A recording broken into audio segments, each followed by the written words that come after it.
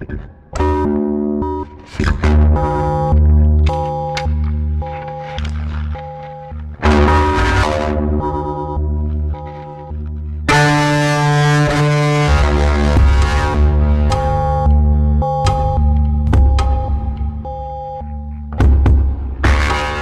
Culture, une émission proposée par l'association Maison de la Culture du Havre et présentée par Isabelle Royer.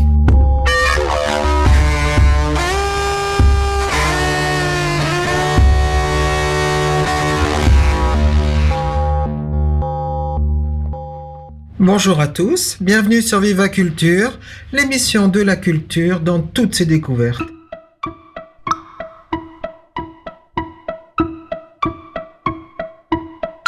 Bonjour Étienne. Bonjour. Alors, je suis en train de regarder une BD, là, posée sur le comptoir, de Jason Aaron, qui s'intitule Scalped. Est-ce que c'est une BD indienne ? Alors, pas du tout. C'est un polar, même je dirais une perle du genre, car Jason Aaron, ici, aborde un sujet très peu mis en avant dans la bande dessinée, c'est-à-dire le montage d'un casino, mais dans un cas particulier, dans une réserve indienne aux États-Unis. Ah, ce qui explique le titre. Voilà, tout à fait. Donc c'est un polar très noir, très sombre, sous fond de meurtre, d'agents du FBI, infiltrés, de la CIA, de mafia. Donc tout ça autour d'un meurtre, et à savoir que l'histoire se déroule sur une quinzaine d'années, donc vous allez avoir pas mal de flashbacks, et on va ainsi voir la vie de tous les protagonistes au fil des années. Ah, c'est très bien, c'est en plusieurs volumes d'ailleurs, hein. Oui, c'est en 5 volumes d'environ 200 pages chacun, Wow. Donc ça donne une étoffe à toute cette histoire. Ah, très bien, merci beaucoup, il y a de quoi lire. Tout à fait, merci, au revoir. Au revoir Étienne.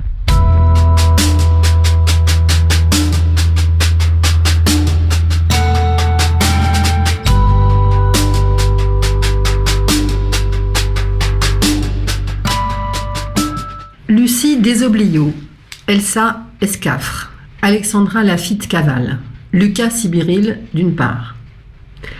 Petit à petit, l'écho des vagues, la tour verte, les falaises, Rapsel, le soupirail, Motus, MJW, C et F, Rougier-Vincent, Varou, Dadasco, l'Aiguille, l'Hurlure, BVR, Passage, les Petites Manies, le Vistemboire, rue du Départ, la Marmite à mots, A, Bélise, Fais-moi signe, les presses universitaires de Rouen, du Havre et de Caen.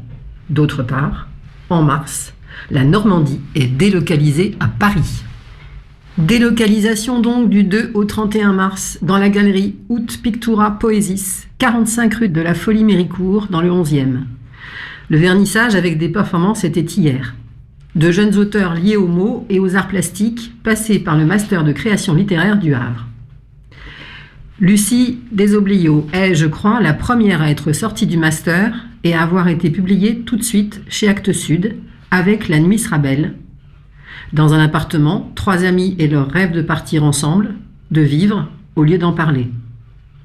Elsa Escafre, auteure et plasticienne, qui propose des ateliers, crée des poèmes, des objets en lien avec le livre.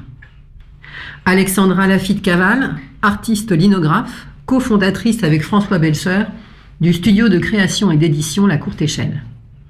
Lucas Sibiril, auteur, performeur. C'est trop tard pour les voir eux, mais leurs travaux sont là jusqu'à fin mars. Parce que, peut-être viendrez-vous au Salon Livre Paris. Il a lieu du 14 au 18, porte de Versailles. Et 25 maisons d'édition de la région Normandie sont sur le stand F47, stand de 160 mètres carrés. Nous-mêmes, rue du Départ, y serons pour la 5e fois, mais nous en reparlerons. Voyons les autres. Elles sont d'Oulgat, de Caen, de Rouen, de l'Eure, d'Étretat. Elles touchent à tout, au bouddhisme comme Rapsel, fondé en 2010, à la psychanalyse comme MJW, sont généralistes comme les éditions des Falaises ou le Vistemboire. Vistemboire voulant dire objet non identifié et non identifiable. Cette maison de Caen, 26 livres catalogue, édite autant du polar, ceux de François-Michel Dupont, qui sera présent cette année au Polar à la plage, mi-juin au Havre, que des livres historiques, des essais littéraires sur Victor Hugo, sur André Mallartre, homme de théâtre canet, ou des textes comme Le Chêne de Belinda Cannon, aussi édité chez Gallimard. D'autres, comme L'écho des vagues de Rouen, travaillent sur le patrimoine régional. De la pêche fécampoise à Terre-Neuve, au Havre industriel, en passant par la forêt d'Iwuy. D'autres encore ont des thèmes de prédilection. Ainsi, la Tour Verte a 3 collections. Venise, les chats, le cinéma. Pour Venise, le dernier en date est Venise à livre ouvert, sur la librairie française qui y a fermé ses portes en décembre 2016, après 44 ans d'existence. Pour le cinéma, notons le livre sur la Continental Film, la maison de production allemande qui a permis de réaliser 30 films en France de 1940 à 1944. Dadasco Éditions, tenue par 2 artistes, Jean-Marc Baude et Nelly Giroir, crée des livres, des CD, des objets, et c'est plein d'imagination et de poésie. Passage, comme le Soupirail, édite exclusivement de la littérature. Romans, nouvelles, poésie, théâtre. Et ils font un travail de fond. Le premier autour de la francophonie, le deuxième avec des auteurs iraniens, Mahmoud Chokolari, grecs, roumains, du XXe siècle et des Français, destination de Franck Magloire, aussi édité au Seuil ou aux éditions de l'Aube. D'autres enfin sont spécialisés dans la littérature jeunesse, Bélise, La Marmite à mots, et d'autres dont il sera question ici le 17 mars. Écoutons Falkéar, auteur, compositeur, musicien de musique électronique qui vient de Caen.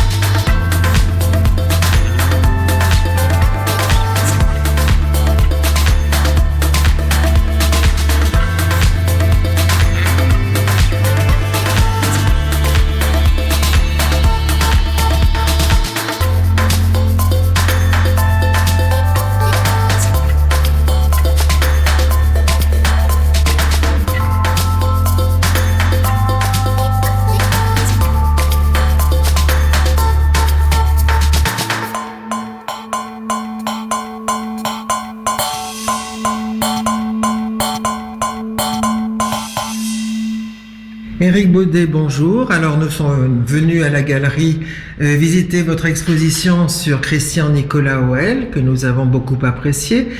Et du coup, j'ai eu envie d'en apprendre un petit peu plus sur vous, sur votre parcours, votre travail, si vous voulez bien répondre à mes questions pour Viva Culture. Bonjour. Ben écoutez, le parcours, il est curieux. Je n'étais pas destiné à devenir galeriste. J'avais d'autres vues et la vie a fait que je n'ai pas réalisé en tout cas ce que je voulais initialement faire. J'étais théoriquement appelé à devenir chirurgien dentiste. C'est bien différent. Et voilà, et j'ai été collé en dentaire mais reçu en médecine. Et je ne souhaitais pas devenir médecin, donc je me suis inscrit certes en 2e année de médecine, mais c'était pas ma vocation. Donc j'ai abandonné, j'ai fait une prépa école de commerce, j'ai fait une école de commerce et gestion à Paris, et puis après j'ai exercé différents métiers, notamment beaucoup dans la communication. Et j'ai ouvert cette galerie il y a bientôt 26 ans. Je l'ai ouverte un 2 avril, parce qu'un 1er avril, ça faisait pas forcément très sérieux. Beaucoup de gens auraient pensé que c'était une blague, un poisson. Donc je l'ai ouverte le 2 avril. Et il s'avère que la peinture me passionne depuis l'âge de 15-16 ans. Oui, c'est ça. Donc j'assouvis en fait dans cette galerie une passion de longue date. J'ai débuté, je suis allé dans les salles des ventes dès ma majorité, donc à 18-19 ans.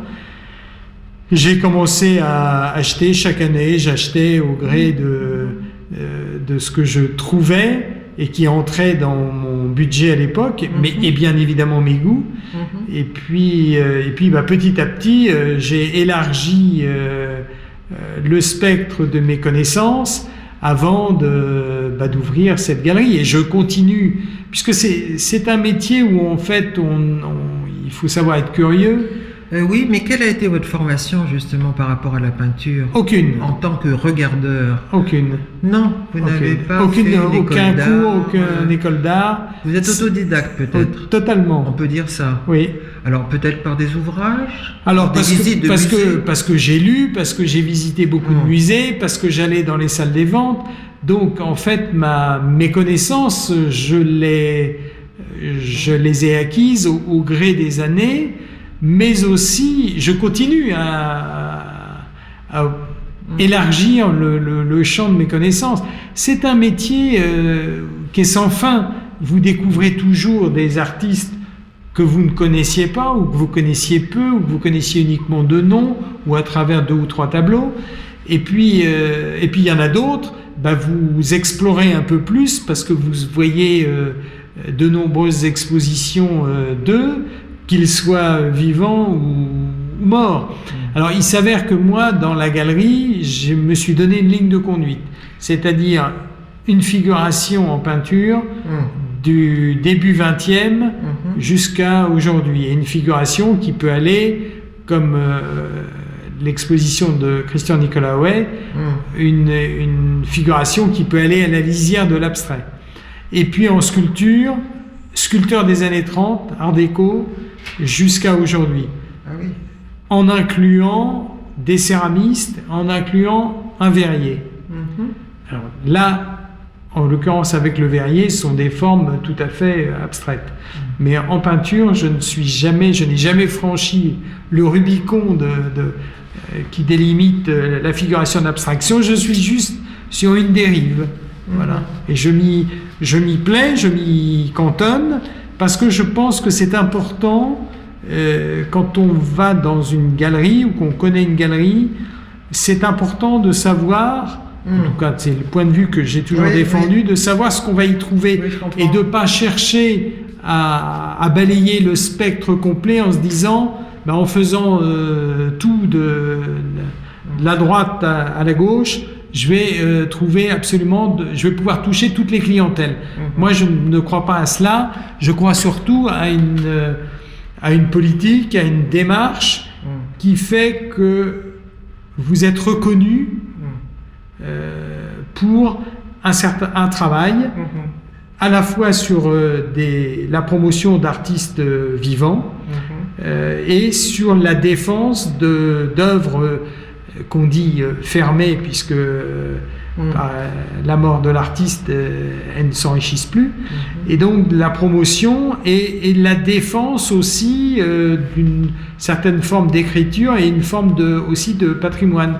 J'ai, comme cela, au fil des années, exposé des artistes comme, par exemple, Reynold Arnoux, qui fut en son temps brillant conservateur du musée va de l'art. paraître le livre de Serge Renaud sur Reynold Arnoux. Tout à fait. Il y a une exposition qui va se faire à la fin de 2019 au musée, qui fera honneur à Reynold Arnoux et à son travail au musée.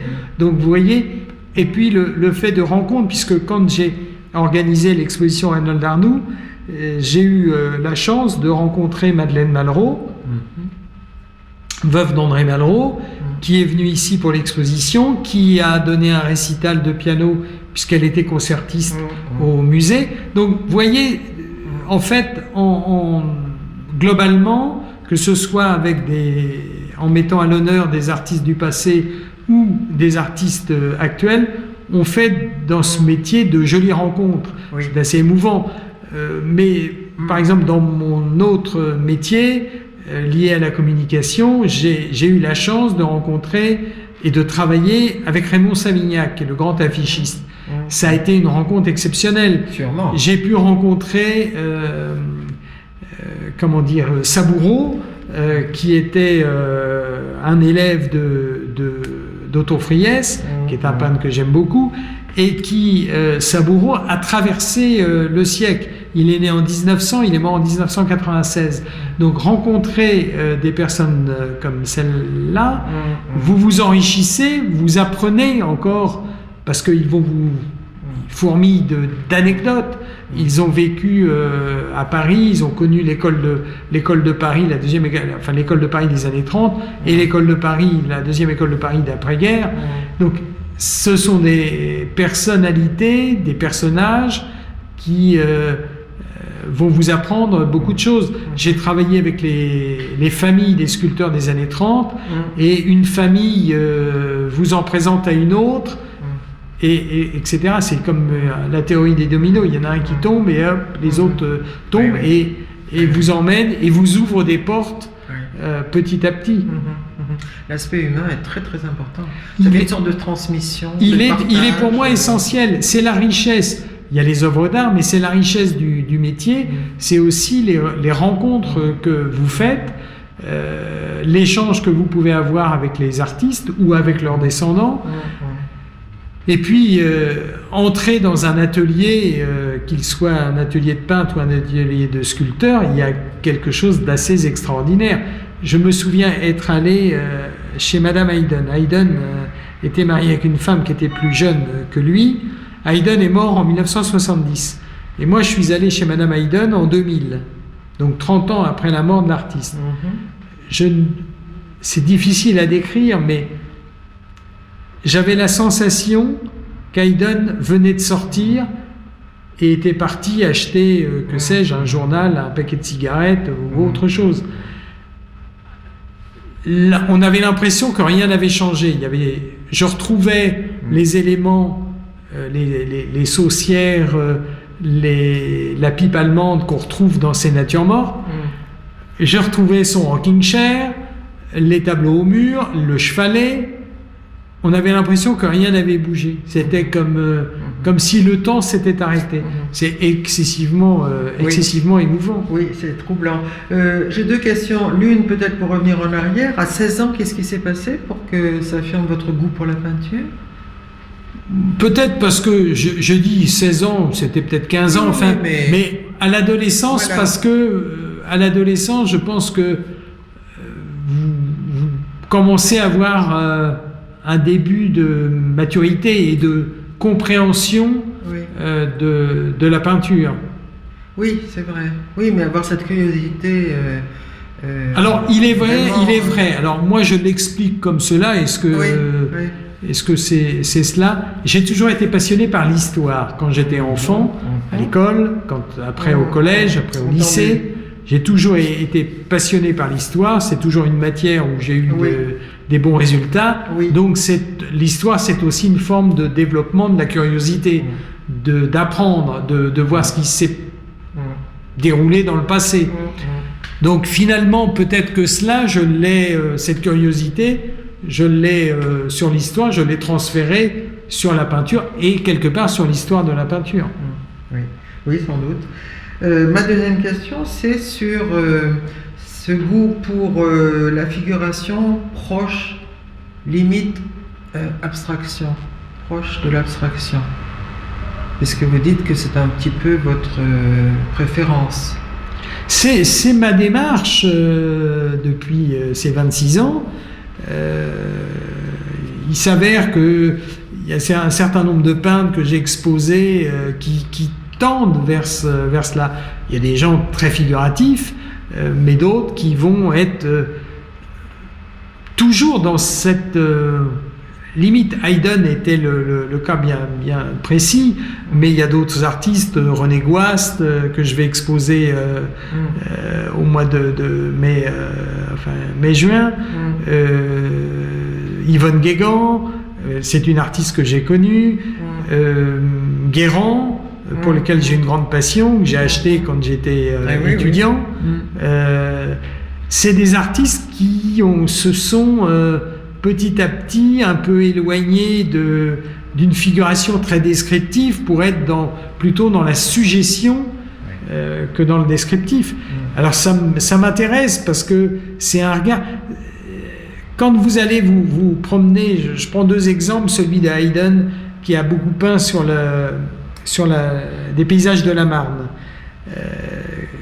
Vous ne regardez plus les paysages quand vous allez vous promener, vous ne les regardez plus comme vous les regardiez vous au départ. Exactement. Parce que vous les regardez, parce que Haydn vous a donné les clés qui vous permettent de faire abstraction des détails et pour aller directement. Bon. Mais naturellement, moi je n'ai pas ce regard. C'est la supériorité de ces peintres sur le commun des mortels que je suis, dont je fais partie, et qui fait qu'ils ont ce plus par rapport à nous. Bien sûr. Guérand, pour comprendre par exemple les paysages et la manière dont Guérand voyait les paysages du Pays de Caux, j'ai compris en allant un jour sur le Pays de Caux et en me rendant chez la veuve de Guérand, chez Colette Guérand, et c'était entre chien et loup. Et entre chien et loup, les détails, ils deviennent... ils disparaissent pas, mais en tout cas, ils s'estompent. Et là, je me suis dit, ben voilà ce que voyait Guérand. Mais Guérand n'avait pas besoin, lui, d'être entre chien et loup. Lui, c'était en plein jour, et il dépassait. Il y a une anecdote formidable que j'aime beaucoup. Guérand, c'est un monsieur qui a peint avec Guérand, et c'est un monsieur qui peignait de manière très figurative, et il peint à côté de Guérand sur nature. Et il regarde ce que fait Guérand, et il lui dit, mais attends, regarde moi ce que je fais, regarde le paysage. Et Guérand lui dit, ce qui est sur ma toile, moi c'est ce que je vois. Bien sûr. Et donc c'est encore une fois, c'est ce petit plus, c'est en musique, celui qui techniquement joue bien, mais il n'y a pas ce supplément d'âme. C'est ça. Oui, effectivement. Et on peut faire. Il y avait un autre peintre que j'ai connu qui faisait de l'abstraction totalement, qui faisait des collages, et qui faisait c'était assez géométrique. Et il disait que c'est comme la cuisine. À un moment donné, c'est bien. Avant, c'est pas assez, et après, c'est trop cuit. Oui, c'est ça. Et donc, il y a une espèce de point d'équilibre, état de grâce, auquel le peintre atteint, et à un moment donné, ça y est, il ne faut plus y toucher. Et j'imagine que votre public, que vos visiteurs sont curieux, évidemment, de voir les toiles que vous exposez, mais peut-être voyagent dedans, sont émus, peut-être elles leur parlent particulièrement. Parce que, comme c'est à la limite figuration-abstraction, à mon avis, le champ est libre pour imaginer. Oui, bien sûr. Dans l'exposition Noé, on a cette possibilité d'interprétation que chacun va avoir en fonction de son vécu, de son passé, de ses connaissances, de sa culture, et le paysage que lui a peint dans son environnement, on va faire qu'on ne connaît pas d'ailleurs, on va faire travailler et on va se dire, là moi j'y vois telle ou telle chose. Il y avait un tableau qui était avec un paysage, et beaucoup y ont vu Saint-Malo. Alors ça pouvait s'expliquer parce qu'il y avait une masse qui pouvait faire penser à un des forts qui est juste devant Saint-Malo, qui est découvert à marée basse. Et puis il y avait comme ce qui aurait pu être les épis qui se trouvent, les épis en bois qui se trouvent sur le sillon. Bon, c'était pas du tout ça, mais quand le client m'a dit ça, moi qui suis allé, qui aime beaucoup Saint-Malo, j'ai fait travailler mon imaginaire, et je dis oui, effectivement, on pourrait penser. Mais peut-être en tant que galeriste, vous voyez, alors, je ne sais pas si c'est plus de choses ou autre chose, non, peut-être un peu plus, que ce que le peintre lui-même voit. Parce que lui, il est dans son acte de création, mais j'imagine que quelquefois ça le dépasse lui-même, et que vous y trouvez quelque chose que vous repérez, vous dites ah oui. Oui, moi je n'aurais pas cette prétention là. Non. Moi je crois que parce que encore une fois, je n'expose pas non plus que des artistes qui sont à cette lisière. Oui, il y a des artistes qui sont très figuratifs. J'ai écrit un livre où j'ai raconté là. On revient à mon côté amour de l'histoire. J'ai écrit un livre sur Dufy et Le Havre.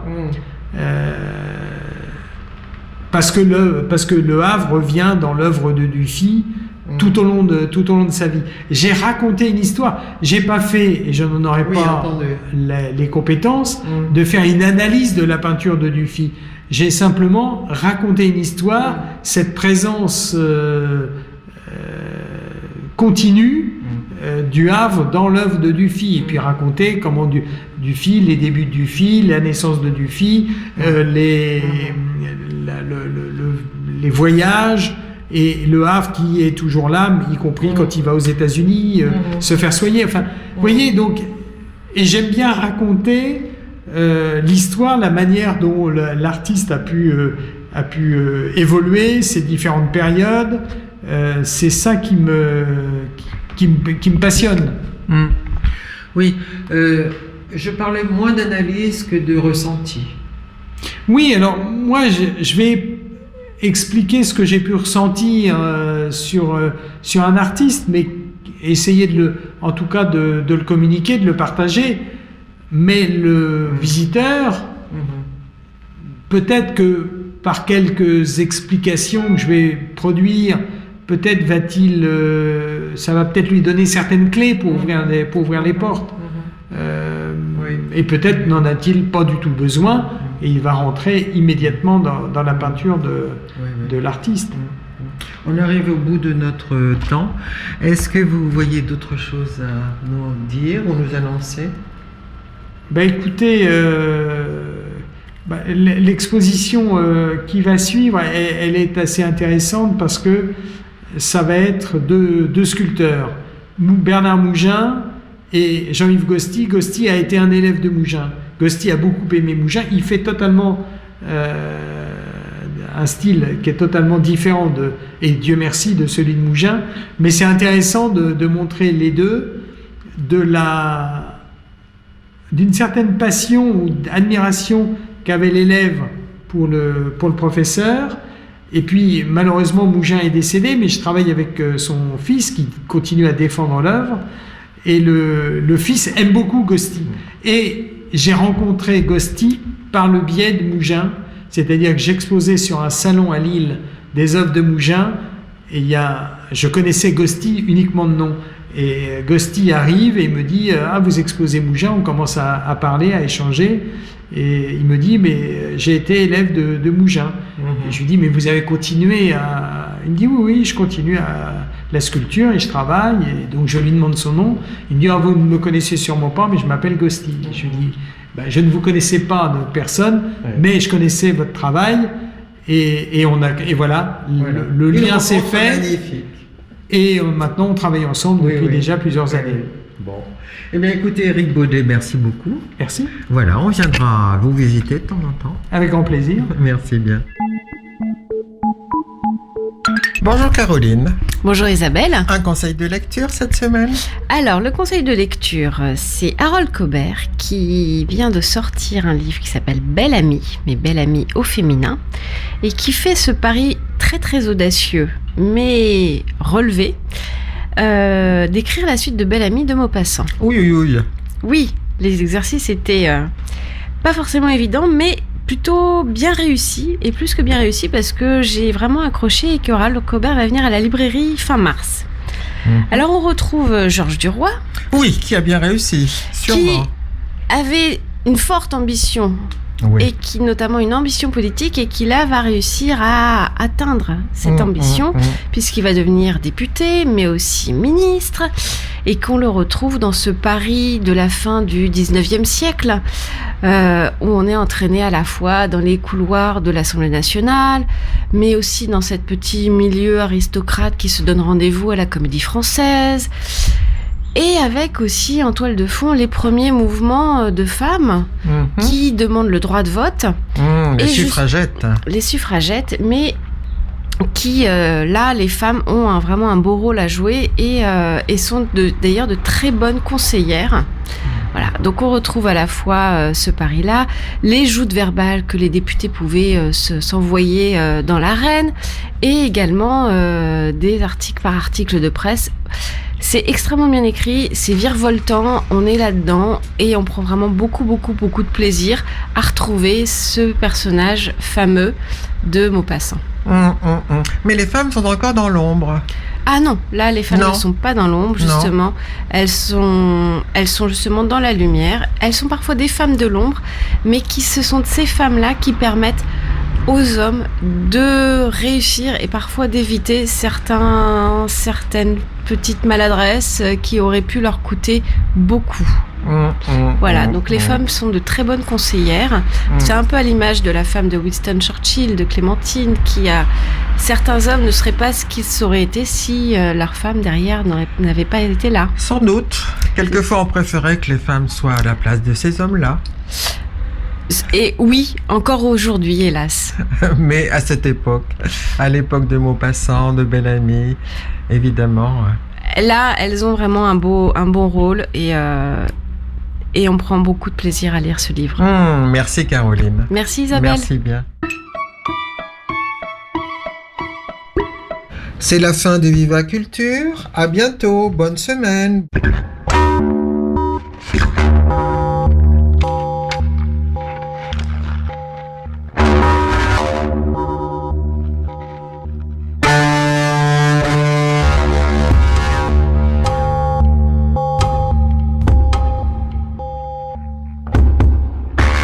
Viva Culture, une émission proposée par l'association Maison de la Culture du Havre et présentée par Isabelle Royer.